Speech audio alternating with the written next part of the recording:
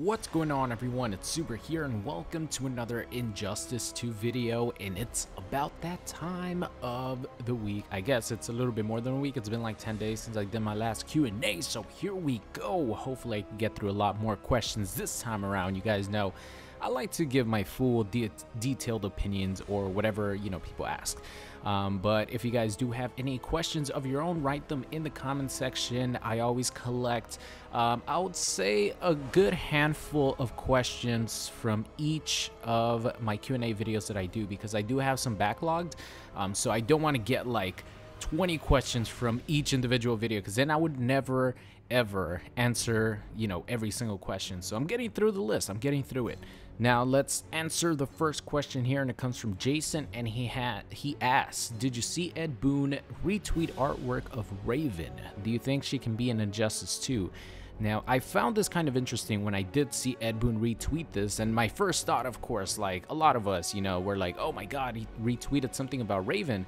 So I assumed it was, maybe concept art for Injustice 2, because the person who actually tweeted this is an artist who works at NetherRealm Studios, creating characters for the Mortal Kombat franchise and now Injustice franchise. His name is Marco Nalor. I'm sorry if I butchered that name. I probably did, because I am the worst person when it comes to reading names. Just ask, people who subscribe to me on Twitch.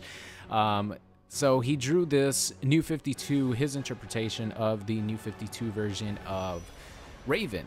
So naturally, a lot of people assumed when Ed Boon retweeted this, just because he doesn't really retweet much unless it has to do with Injustice, so for example, when the official Injustice Twitter tweets something out, like an announcement, Ed Boon gives it a retweet and then he tweets it out himself.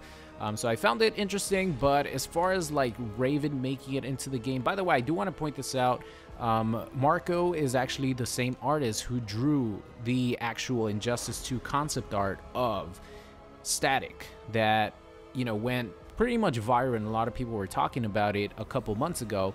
And he's the one who actually designed Static for Injustice 2, saying, I still really wish that Static made it onto Injustice 2, but unfortunately he was left on the cutting room table. So it kind of sucks, because this guy is so talented, man. This design of Raven looks really good, and it brought the attention to a lot of people of potentially having Raven be that female character silhouette, because as you guys see here, her nails are very, very sharp, but she doesn't look like she has the same silhouette look.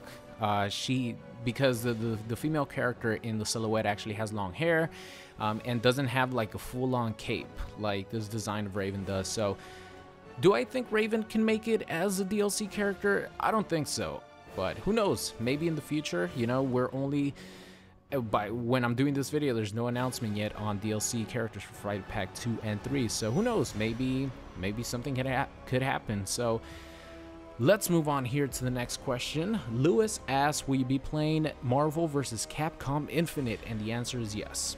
I will be playing Marvel vs. Capcom Infinite. If you guys don't know, if you guys maybe just subscribed recently, the Versus franchise, Marvel vs. Capcom Versus series is one of my favorite of all time, and actually Marvel vs. Capcom 2 is my favorite fighting game of all time. Above any Mortal Kombat game, above any other fighting game, Marvel 2 is my favorite of all time. I think it's the best fighting game of all time, and it's just because I grew up playing that the most. I started off playing fighting games when I picked up Ultimate Mortal Kombat 3 in the arcades, but the arcade game that I played the most by far was Marvel 2, and it's still close to my heart. I still love the game. Marvel vs. Capcom Infinite does not even come close to having that kind of roster. It doesn't have any X-Men characters. The roster doesn't really excite me. That's why I haven't been covering too much of the game, but I will play it. There's a couple of characters that I'm kind of looking forward to. Of course, X, and Venom is going to come as DLC, Sigma. So I'm looking forward to those characters. And of course, on release day and everything, I'm going to play it because I want to learn how to play the game and like properly do well. So yes, I definitely will be playing and uploading some MVCI. How much of it, I have no idea. Whether I like it like that much to upload, consistent amount of videos. But at least for the first like week or two, I'll definitely be playing it quite a bit so I could learn the game. All right, moving on here. Brett asks, let's see. This is a Q&A question. Could Beast Boy be DLC for Injustice 2? Now, I kind of try to stay away from these questions, but, you know, Beast Boy is brought up a lot. And all I'll say is that Beast Boy is one of those characters that's been highly requested for a long time. And NetherRealm has said before that they pay attention to the fan base, and that if there's a character that is requested that much, that he's probably going to be in it. So like Ed Boon said, you know, before Starfire was even revealed, if a character has been requested that much, you know, most likely they're covering it as DLC. And the reason I don't really like answering this is because who knows, like I don't know if, you know, Beast Boy has a chance of making it or not. I could just give you a yes or no answer for pretty much every character. Like, I get asked these questions the most, so I try to stay away from it. Just wanted to talk about Beast Boy because I literally get this asked pretty much every day. So my answer is I think there's a possibility because he's one of the most requested characters that's still, you know, out there. You know, Starfire is covered, Red Hood is covered. Now Beast Boy is like up there as maybe even #1 most requested character, other than Spawn, of course, but mostly talking about like DC roster characters. I think Beast Boy would probably be #1 now. All right, here we go. Mark Hill asks, would you rather have a MK11 or MK versus DC if possible? MK versus DC 2, you mean, because that already happened and it was a huge fail, a huge monstrosity, which of course you probably know about.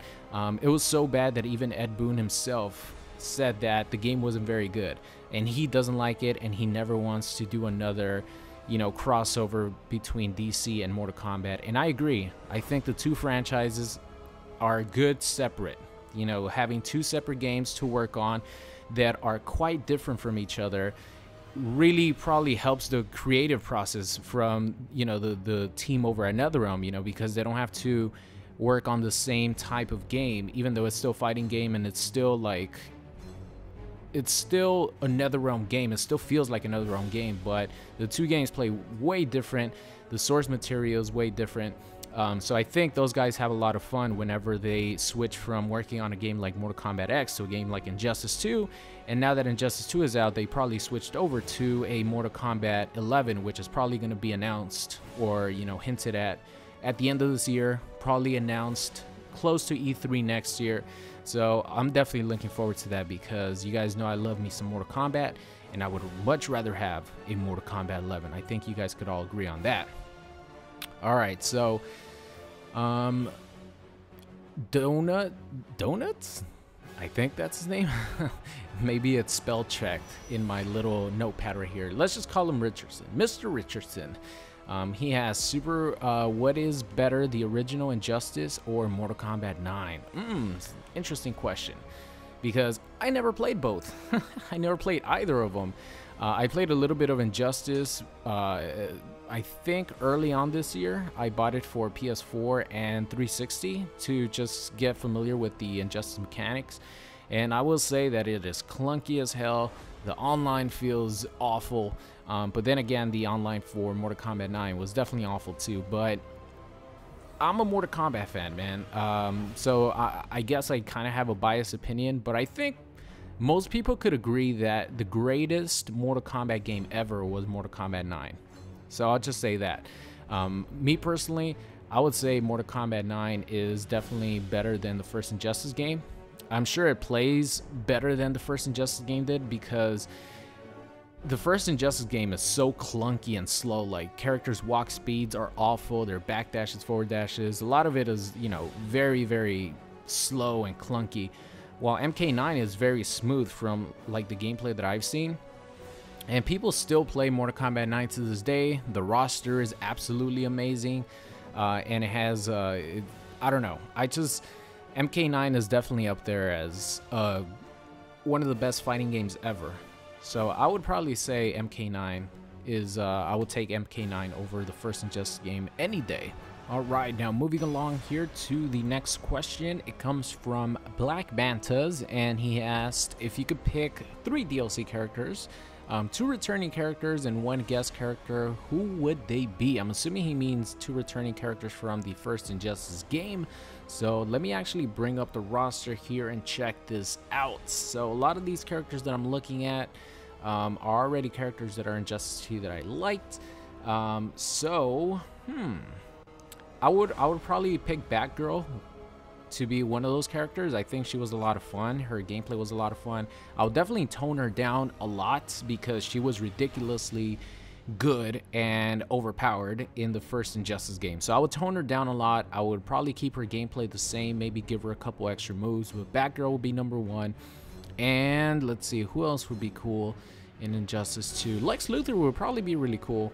Imagine a civilian Lex Luthor for his gear. Would it make sense? Because if they would have his character model of him being in his mech, it wouldn't work because his hurt box would have to be exactly the same with no matter what gear. So if he would be like a civilian, never mind, forget that idea.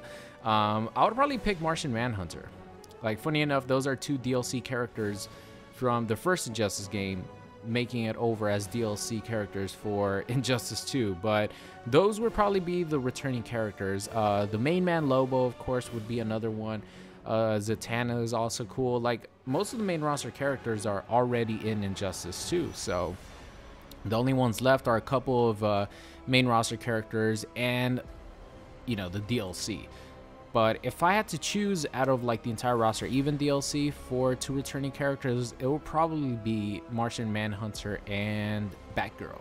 I think those 2 characters would do really, really well because they both have teleports. It would be very easy for them to get around zoning, just like they had it in the first Injustice game. Of course, both of them had to be toned down a lot because both those characters are, you know, god tier characters in the first Injustice game. And as far as a guest character, I would go generic as hell and pick Spawn, but to go a little bit different, I still think this is one of the top guest characters that people want to see, but it's not Spawn, which is the most generic and obvious choice that I would pick.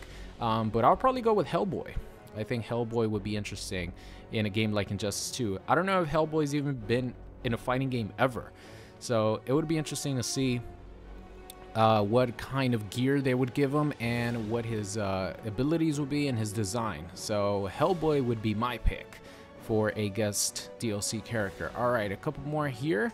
Alan Smith asks, Super, I have a question. Will they ever make any new Premier skins? I really would like to see Owlman skin for Batman. And the answer is yes. For a couple months now, I've been asking myself the same question because there hadn't been any more information about Premier skins, and before the game came out, you know, that was a big thing that NetherRealm said they were going to do as far as updating the game. They said they were going to add more gear, add more Premier skins, and we hadn't heard about anything, of course, until we saw the Bizarro Premier skin in the Starfire trailer. So it confirms that we're getting more Premier skins very soon. At least one. I'm sure there's going to be more if they have Bizarro, and he looks great, man. So very happy about that. Yes, there will be more Premier skins. How would you guys feel about an Owlman skin for Batman? That's a question for you guys in the comment section. That's what Mr. Alan Smith asked. He said that Owlman skin would be cool for Batman. So last question here comes from Echo Ivy, and he asks, Super, what do you think about the gear system? Would you like MK11 to... Oh my god. Imagine Mortal Kombat characters with the gear system. Oh, it would be so amazing. Just thinking about it gives me like chills because there's so much history, just like with the DC characters and all their years of being in comic books. There's even more, you know, history obviously with a lot of these comic book characters, but there's plenty of history for Mortal Kombat characters to get different pieces of gear from different Mortal Kombat, you know, generations for every single character, and for the, you know, NetherRealm artists to design new costumes and new gear pieces for MK characters. Oh my god, it would be amazing. Woo!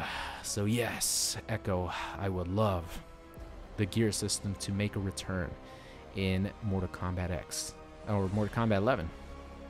if it's called Mortal Kombat 11. Now, will it make a return? Who knows, because NetherRealm has said in the past they like to bring something new to the table for every single game that they make, and the gear system was new for Injustice. You know, the 3 variation system was something new from MKX, and it didn't really retain and carry over to Injustice.